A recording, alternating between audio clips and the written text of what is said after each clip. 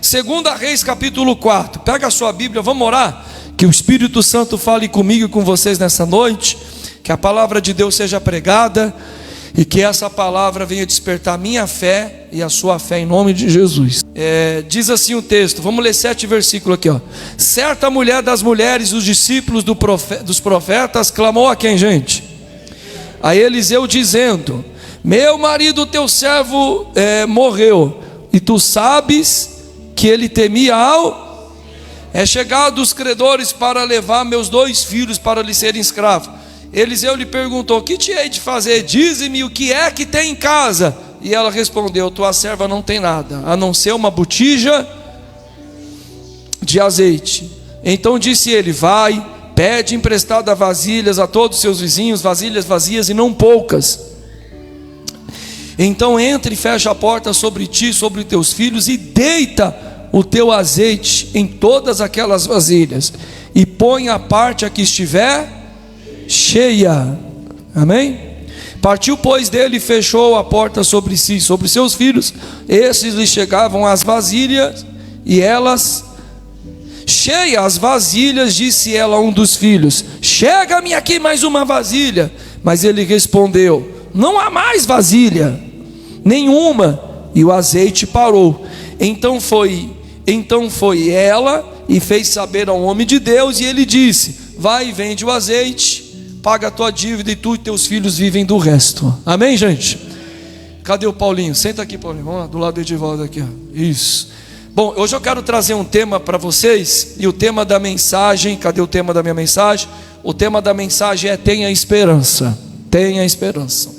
Tem uma história que fala de um menininho que foi no comércio pedir água, e ele pede água para o dono do comércio, e quando o dono do comércio dá água para ele, o dono do comércio se distrai e ele deixa um papelzinho escrito: nada. O menino vai embora, o dono abre o papel, está lá: nada. No outro dia o menino volta lá e fala: eu quero água.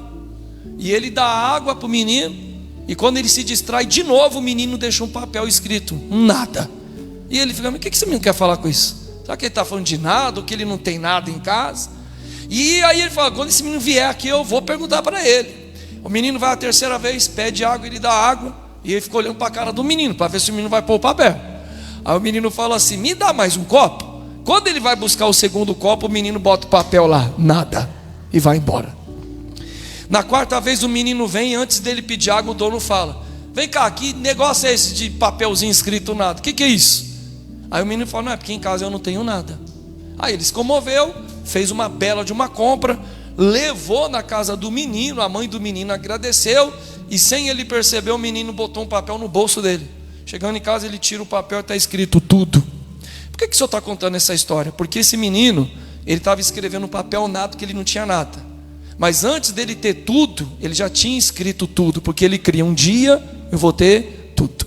Tenha esperança. Ele tinha esperança. A gente não tem nada em casa, mas uma hora eu vou ter tudo. Uma hora eu vou usar esse papel, tudo. Agora eu tenho tudo. Eu quero pregar em cima dessa ideia: tenha esperança. A gente lê um texto aqui de uma viúva, uma mulher que o marido dela morreu, e a gente está falando aqui de 3.000 anos atrás, onde as mulheres não tinham emprego para a mulher. Eu não preciso ir muito longe. Se eu falar 100 anos atrás, até menos, se eu falar 50 anos atrás, não precisa ir muito longe, não tinha emprego para quê? 50 anos atrás, que eu não estava nem nascido, mas não tinha. Se eu colocar 100 anos atrás, não tinha emprego. Agora imagine uma história que aconteceu 3.000 anos atrás. Mulher não trabalhava.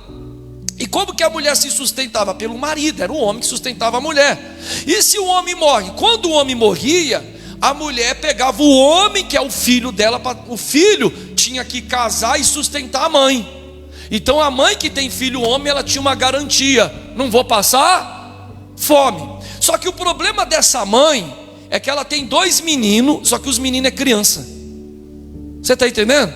Até os meninos crescer, ela vai morrer e não tem emprego para criança. Então o provedor morreu. E aí ela está com outro problema. Qual? Ela não tem emprego, não existe emprego para a mulher, não existe seguro para a família, Bolsa Família, não tem nada. Tudo que existe hoje, que nós estamos numa geração mais evoluída, naquela época não tinha nada. Então ela está com um problemão, ela tem que pagar dívida, e se ela não pagar dívida, os credores vão tomar os filhos dela. Não era tomar carro e banco, era tomar os meninos. Então, além de não ter alguém para sustentar, ela corre um grande risco de perder os seus 2 filhos que ainda são crianças. Então ela vai ao homem de Deus pedir uma direção, porque ela não sabe o que fazer. Mas por que ela vai ao homem de Deus, sendo que não tem saída para ela? Porque ela tem esperança. Porque tem gente que a situação dela é tão crítica, que alguém olha para ela e fala assim: cara, não vai nem orar, não vai na igreja, que não tem mais o que fazer. Por que essa mulher vai ainda ao homem de Deus? Porque ela ainda tem esperança. Amém? E eu quero pregar sobre mantenha a sua esperança. Eu queria tirar nesse versículo 1 aqui 5 lições. Só no versículo 1 eu quero trazer para vocês 5 lições. Então vamos gastar um pouquinho de tempo no primeiro versículo. A primeira lição que eu quero tratar com a igreja é: tem coisas que acontecem só com a gente. Lê o versículo 1. Certa mulher das mulheres dos discípulos dos profetas clamou a quem? Dizendo: meu marido, teu servo. O que aconteceu com ele? Ele morreu. Tem coisas que parece que acontecem só com a gente. O marido dela, ele é um profeta, ele é da escola de profetas. E Eliseu, ele tinha uma escola de profeta com um monte de profeta. E justamente o profeta que vai morrer é o marido dela. Justamente o meu marido. E logo agora que os meninos é pequeno, é criança, foi acontecer justamente com quem? Eu não sei quantos de vocês aqui, talvez todos nós, já passamos algum problema e a gente falou: poxa, logo comigo. Sim ou não, gente? Por que isso foi acontecer com quem? E eu estou falando de você que está firme na igreja, de você que está orando, porque às vezes a pessoa está mais para lá do que para cá, e aí ela está passando uma tribulação, ela mesmo sabe que é por conta do seu afastamento de Deus. Mas e aquelas pessoas que estão firmes? E aquelas pessoas que mantêm uma vida de oração, de consagração, de jejum? E aí, como é que você vai falar para elas? Qual que é a resposta para isso? A resposta está no Salmo 34, versículo 19. O salmista diz assim: muitas são as aflições do justo. Olha o que a Bíblia diz: muitas são as aflições do quê? Então sim, o justo passa por aflição. Sim, uma família que tem temor a Deus pode passar por aflição. Essa ideia que quem serve a Deus não passa luta, essa é uma ideia do diabo. Porque a própria Bíblia, Salmo 34, 19 diz: muitas são as aflições de quem? Do justo. Mas o texto continua: porém, de todas elas o Senhor o livra. Diga graças a Deus.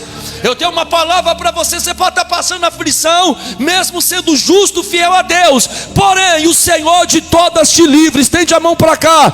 Eu não sei qual é a aflição que está acontecendo com você, mas eu creio no que está na palavra de Deus. O Senhor nos livra de todas as nossas aflições. Diga graças a Deus. Segunda lição que está aí no versículo 1. Lê o versículo 1 de novo. Certa mulher das mulheres dos discípulos do profeta clamou a quem, gente? A Eliseu. Olha para o pastor aqui. O nome Eliseu significa Deus é salvação. Toda vez que você vê na Bíblia o nome com E e o L, que vem do El significa Deus. Eliseu significa Deus salva. E por que isso aqui é importante? Essa mulher está com um problema, e a Bíblia diz que ela foi pedir ajuda para quem? Para Eliseu, para o homem.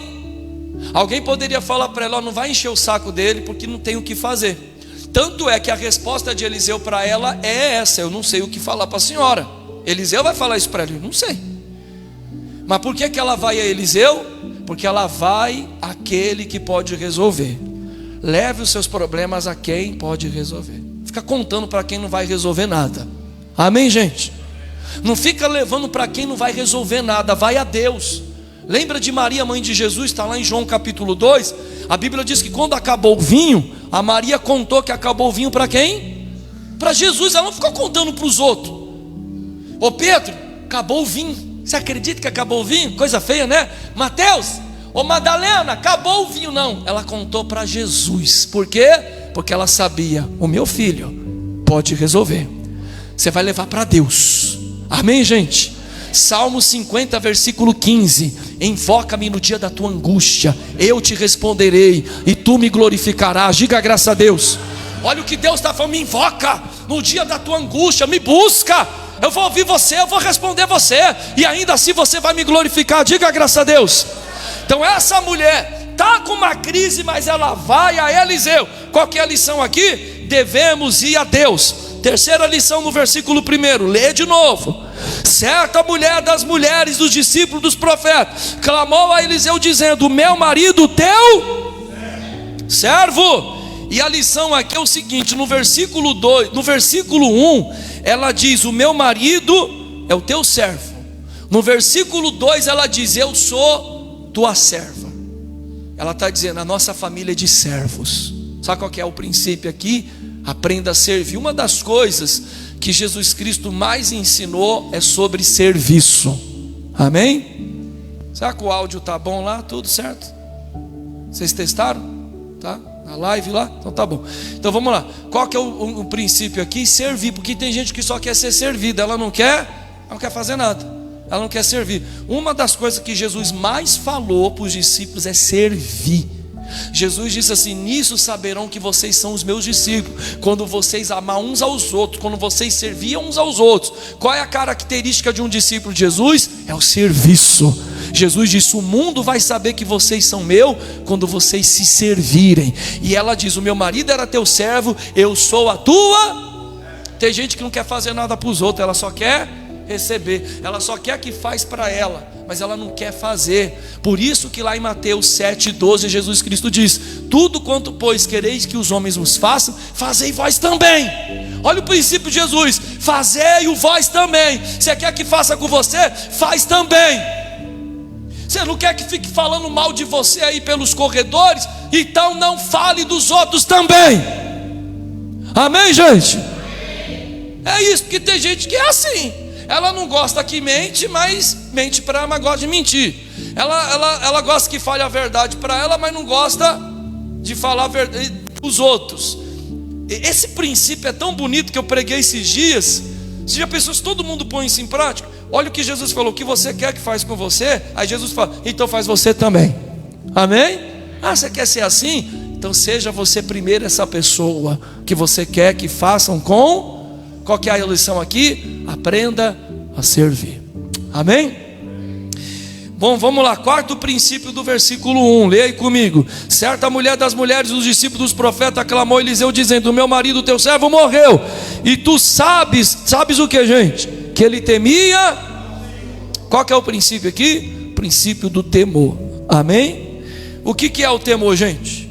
O temor é você temer a Deus, você ser fiel a Deus mesmo quando ninguém está vendo. A gente ser fiel a Deus quando está todo mundo olhando, ou alguma pessoa importante é uma coisa, mas quando eu estou sozinho, quando eu estou numa sala sozinha, e eu não preciso provar para ninguém ali que eu sou homem de Deus, ninguém está vendo, mas eu sou homem de Deus, eu sou mulher de Deus. Eu tenho a oportunidade de pecar, mas não peco. Eu tenho a oportunidade de fazer o que é errado, mesmo que ninguém vai saber. Eu tenho essa oportunidade, mas eu tenho temor a quem? Amém? Provérbios 9:10. O temor do Senhor é o princípio da sabedoria. Quem tem temor a Deus é uma pessoa sábia, porque quem tem temor a Deus evita um monte de BO na vida dela. O que eu sou aqui, eu sou lá, sou na frente dos outros, sou sozinho. Isto se chama uma pessoa temente a Deus. Quinta lição no versículo 1, lê todo mundo aí. Certa mulher das mulheres dos discípulos dos profetas clamou a Eliseu dizendo: meu marido teu servo morreu, tu sabes que ele temia o Senhor, e é chegado o credor para levar meus 2 filhos para serem um que, gente? Qual que é a lição aqui? Fale a verdade. Fale a verdade. Ela chegou para Eliseu e falou: eu e o meu marido arrumamos dívida. Ela não contou mentira. Sabe o que aconteceu? Aí enrola tal. É que eu fiz um carnê nas Casas Bahia. É porque, não, fale a verdade. Não dá para ajudar uma pessoa que não fala o quê? Ela está falando a verdade. Eu endividei meu marido, agora ele morreu, não tenho dinheiro, a culpa é minha, a culpa é dele. Ela contou a Bíblia diz lá em Hebreus 10, 22: aproximemo-nos dele com sincero coração. Devemos com Deus falar Às vezes eu vou tentar ajudar alguém, e eu tenho histórias, né? Não comecei de pastor agora, não que isso é alguma coisa relevante, mas eu tenho histórias, e às vezes eu estou atendendo casais, e o marido conta a história dele convincente. Falei, esse cara está falando a verdade. Só que aí a mulher conta outra história, só que a história dela também é convincente. Aí eu fico, alguém está falando a mentira. Não, eu estou falando a verdade, pastor. Não, estou falando, eu também estou falando a verdade. Aí eu falo, então eu sou mentiroso. Não dá para ajudar alguém que não fala. Não dá para me ajudar, eu não vou te ajudar.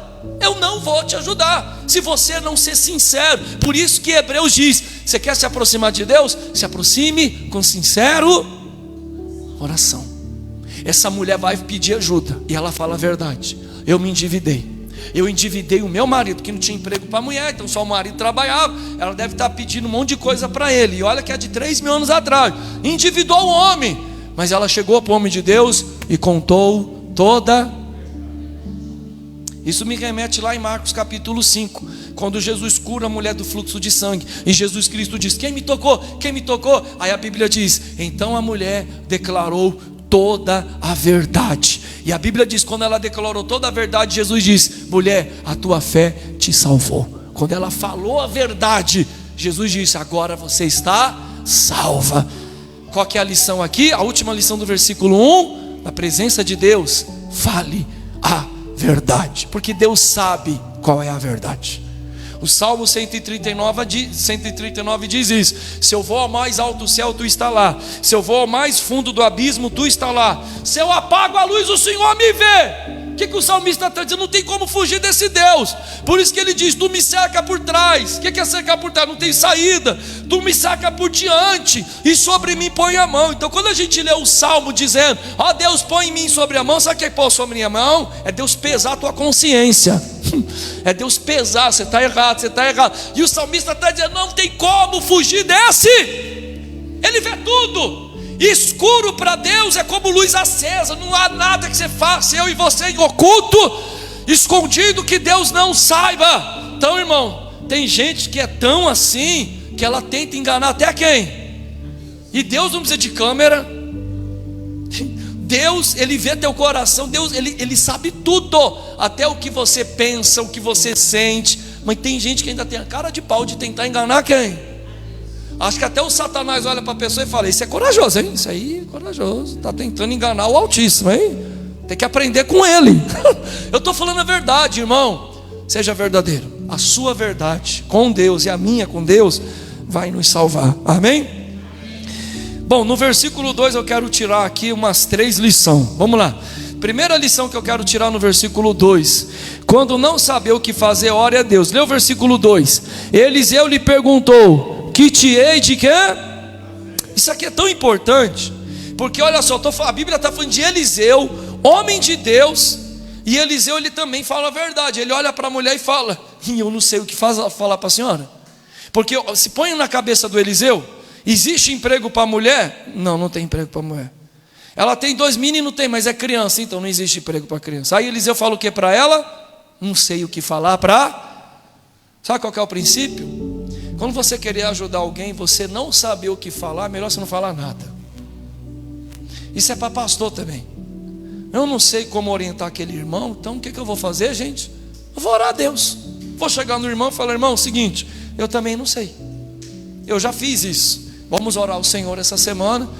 Vamos buscar o Senhor em oração. Vamos fazer campanha de oração em jejum, eu e você.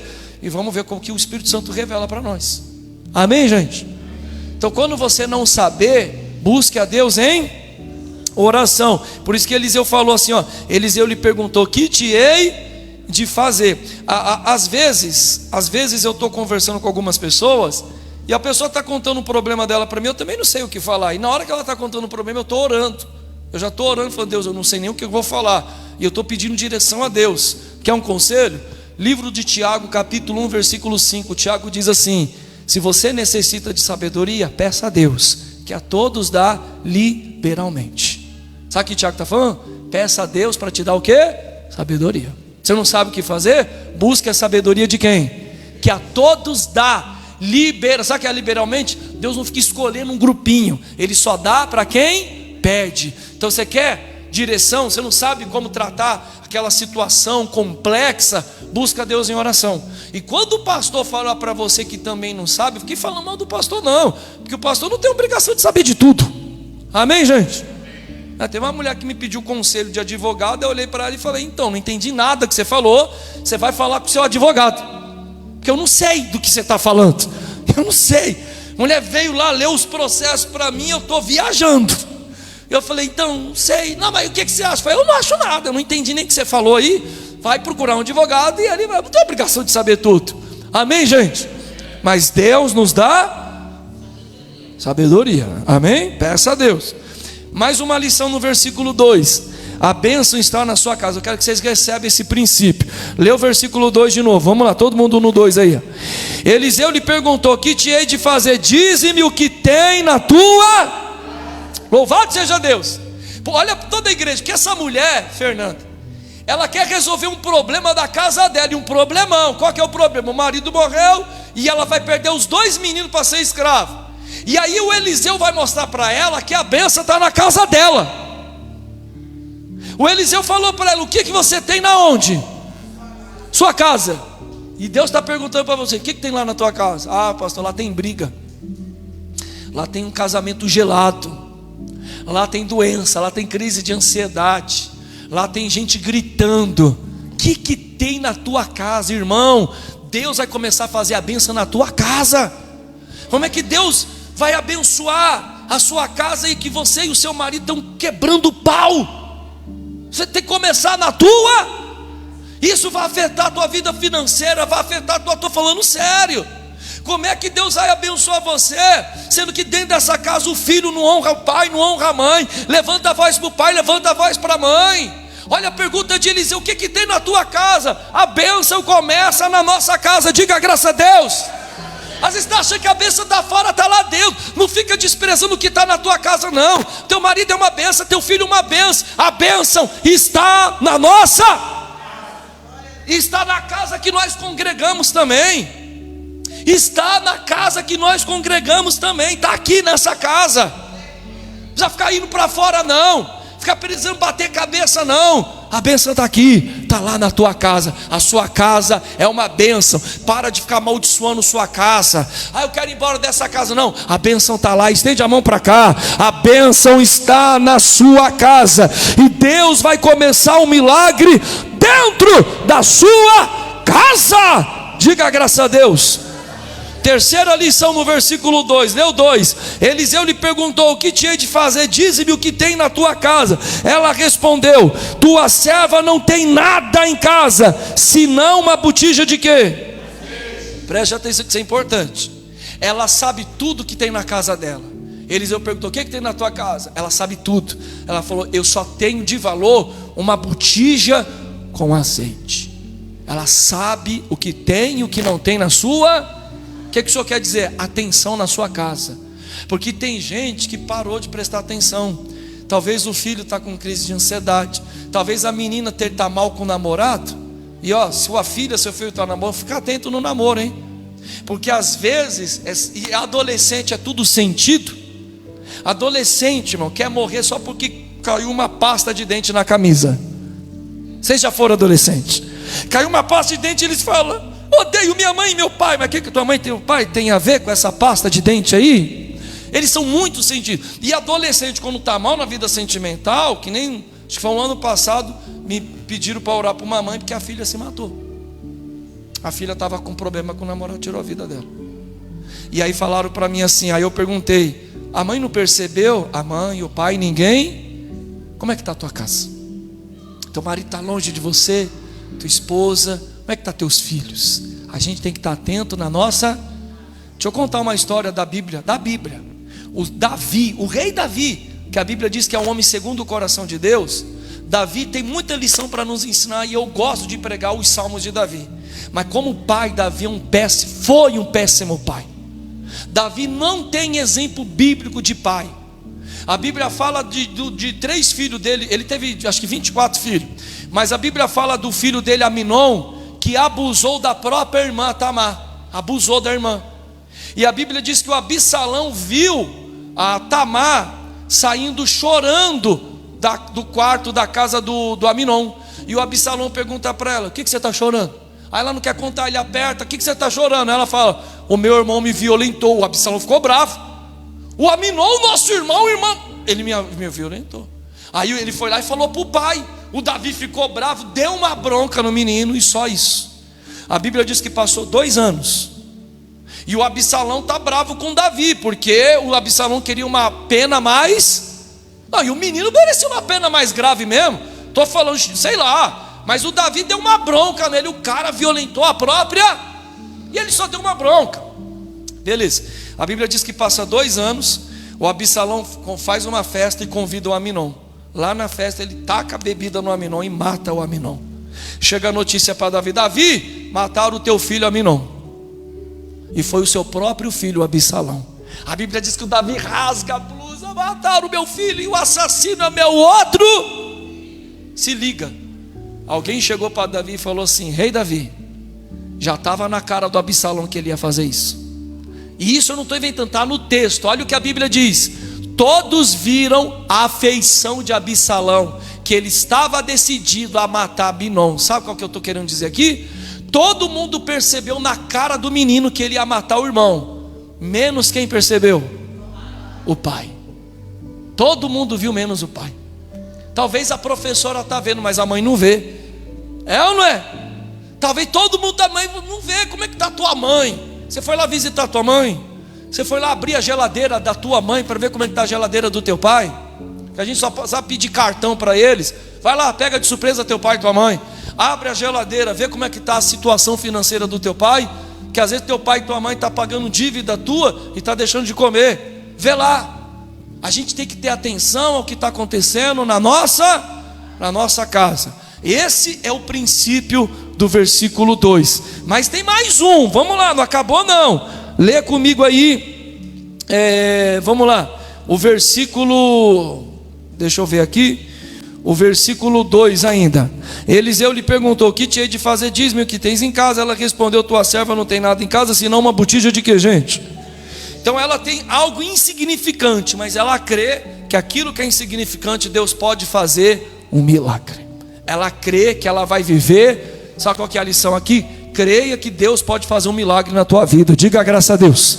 Creia que Deus pode fazer um milagre. Não tem saída para ela, mas ela mesmo assim está indo buscar Deus. Eu não sei, mas eu creio que Deus vai fazer alguma coisa. Deus pode trazer à existência aquilo que não existe. Vocês creem nisso, gente? A Bíblia diz que Deus traz à existência, está lá em Romanos 4,17. O Deus que vivifica os mortos e traz à existência as coisas que não.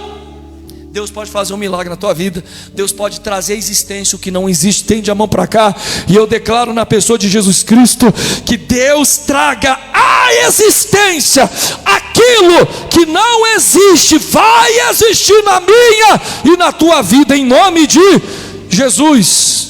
Versículo 3, vamos lá, queridos, vamos lá, é bênção hoje. Então disse ele: vai e pede emprestada a vasilha a todos os teus. Olha que coisa, a bênção vai começar dentro da casa dela. Só que agora a bênção vai acontecer pelo princípio de harmonia. Ele falou para ela assim: você vai pegar esse azeite, Deus vai multiplicar esse azeite, você vai deitar o azeite nas vasilhas. Então significa que você precisa de bastante. Vai pedir para quem? E se você é uma mulher marrenta, um homem marrento? Eu não falo com ninguém, então vai ficar sem vasilha e vai ficar sem milagre. A Bíblia não ensina a gente a ser marrento. A Bíblia não ensina a gente: eu não quero falar com ninguém. O que é isso, cara? Você é crente, irmão, tem que falar sim. Eu não estou falando que você tem que fazer sala, mas bom dia, boa tarde, boa noite para os vizinhos. Bom dia, boa tarde. Mesmo que eles fingem que tem vizinho que finge que não vê a gente, né? Mas dá um gay: bom dia, fulano. Dá bom dia para ele. Eu só falto dar paz do Senhor. Aí eu lembro que o cara não é crente, né? Faz, você não é crente, não. Falta dar paz. Minha esposa agora dá paz. Às vezes você fala, olha, não é da igreja não, mas é de tanto dar paz. Por quê, gente? Uma hora você pode precisar. Então o princípio aqui é o princípio da harmonia. Lá em Hebreus capítulo 12, versículo 14, diz assim: segui a paz com todos. Olha aqui o que a Bíblia ensina, que nós devemos buscar ter paz, porque tem gente que aonde ela vai arruma confusão, cara. Verdade ou mentira? Olha só, ela briga com a cunhada, briga com a mãe, briga com o pai, briga com a sogra, briga com o filho, briga com a esposa, briga com o marido, briga com o cara da perua, briga com a mulher da catraca, briga com o motorista, briga com a mulher da fila do pão. Cara, o mundo está errado, você está certa. Você tem algum problema, criatura? Sim ou não? Teve uma que eu falei isso aqui na igreja. Eu falei, você já brigou com todo mundo aqui na igreja? Aí depois que eu falei isso, ela saiu da igreja. Mas falei. Foi, você já brigou com todo mundo aqui da igreja. Não é possível que a igreja está errada e você está certa, pelo amor de Deus. A Bíblia diz, seguir a paz. Que tem gente que é difícil, cara, ela briga com todo mundo. Já brigou até com o pastor, já brigou com a pastora da igreja. E ela quer brigar, e ela quer brigar. Que espírito de crente que é esse que você tem de revoltado aí? Misericórdia. Princípio de paz, princípio de harmonia. No que depender de nós, a Bíblia diz, tenha paz com todo que depender de mim. Mas nem sempre depende de quem? Por isso que a Bíblia diz, no que depender de você, eu tenho paz. Amém, gente? Segue esse princípio que é muito bom e te faz viver mais. Que pessoas mais revoltadas dão um ataque no coração, ainda fala que é o diabo. Foi o diabo não. Você é muito nervoso, você briga com todo mundo, você vai subir mais cedo, irmão. Verdade ou mentira? É verdade, você vai subir mais cedo. Agora se tiver com mágoa, aí não vai subir não, aí vai descer mais cedo, tá amarrado. Tá com mágoa no coração, e magoado não entra no céu. É ou não é? O Satanás fala assim, vem pra cá que aqui é o lugar dos revoltados. Pode vir, tá todo mundo com raiva aqui. Tá amarrado em nome de Jesus. Tá amarrado, mas vai subir, amém? Vamos lá, versículo 4. O que ele disse para ela no 4 aí? Então entre o que? Sobre ti e os teus. Olha que coisa linda. Ela entra e ela fecha. A porta está fechada, mas o milagre está acontecendo. Diga graças a Deus. A porta está fechada, mas ela está deitando o azeite ela deitou numa vasilha, já era para a botija acabar. Aí ela deita na outra e começa a sair. Isso é milagre, mas a porta está o quê? Olha a palavra que Deus está falando para você. Você pode estar com uma porta fechada, não significa que Deus não está agindo. Deus está agindo, mesmo com a porta. Que é uma história bíblica. A Bíblia fala de Moisés. Enquanto o faraó está lá caçando Moisés, Deus já está preparando o caminho no Mar Vermelho. Diga graças a Deus. Você quer mais uma para fortalecer a tua fé? A Bíblia diz que quando Ramã está preparando uma forca para Mordecai, Deus está levantando uma menina chamada Esté para livrar o primo dela. Diga graças a Deus.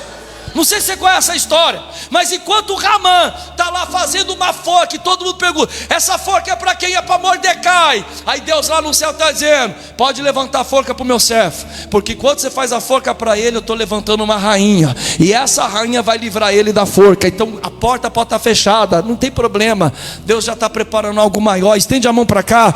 Eu declaro, se portas se fecharam para você, Deus está preparando coisas novas e maiores na minha e na tua vida. Quem crê, diga eu creio. Em nome de Jesus, vai se abrir essas portas. Versículo 4 ainda. Então entra, fecha a porta sobre ti e sobre os teus filhos, dei do teu azeite em todas aquelas vasilhas, põe a parte a que estiver o quê? O que ele está mandando fazer aqui? Aqui está cheia, você põe de um lado. Aqui está vazia, você põe. Qual que é a lição aqui? Aquilo que te esvazia, afasta da tua vida. Tem gente que vem para nos esvaziar, quer nos tirar da presença de Deus. Cara, você sai de um culto lindo, maravilhoso, e tem gente que ainda sai falando mal. Essa pessoa está vazia, e essa pessoa quer esvaziar você. Cuidado com essa pessoa. Sim ou não, gente? Foi a vigília, ó. Foi quase uma vigília. O nosso culto de aniversário não foi uma benção, gente.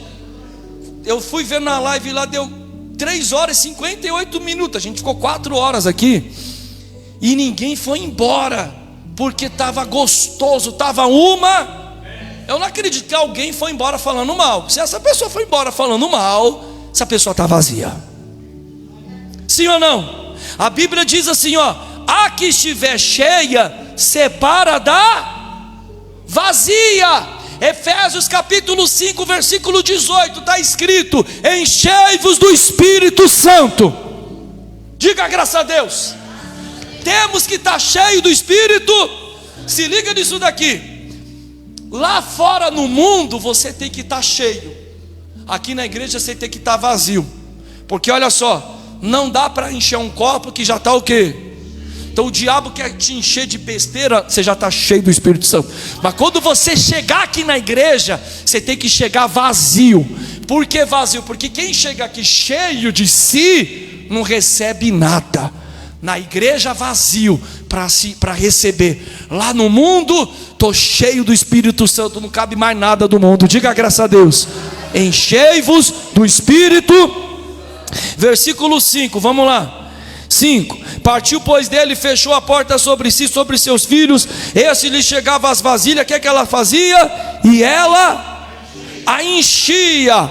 Então as vasilhas que estavam vazias ficaram o que, gente? Cheia.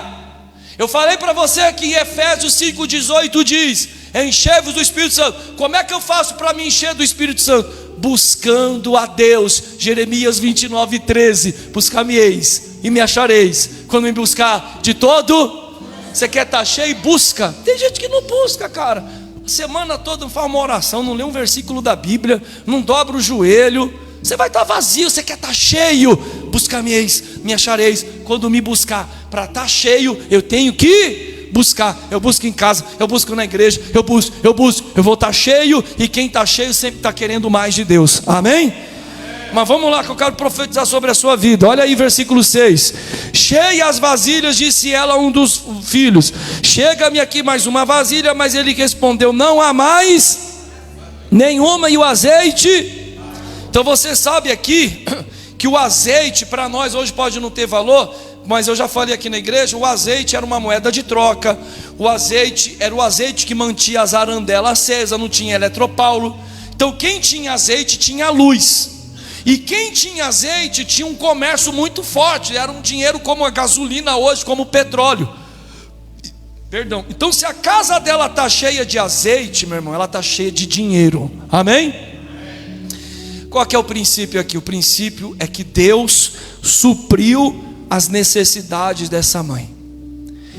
Filipenses 4,19, Paulo diz: e o meu Deus, segundo a sua riqueza em glória, em Cristo Jesus, vai suprir cada uma das vossas necessidades. Estende a mão para cá que eu quero orar, que Deus venha suprir a sua necessidade. Eu não sei qual é a sua necessidade, se é financeira, se é saúde, se é familiar. O meu Deus, segundo a sua riqueza em glória, vai suprir a minha e a sua necessidade nesse mês de agosto. Diga em nome de Jesus.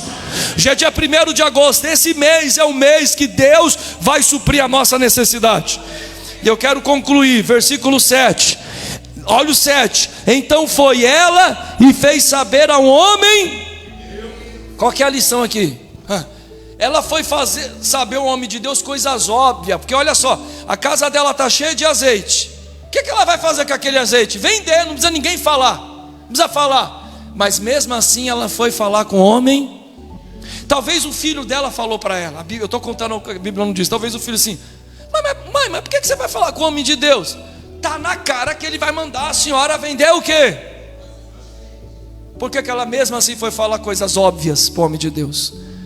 Porque ela continua buscando a Deus, mesmo na bênção. Ela buscou a Deus com portas fechadas.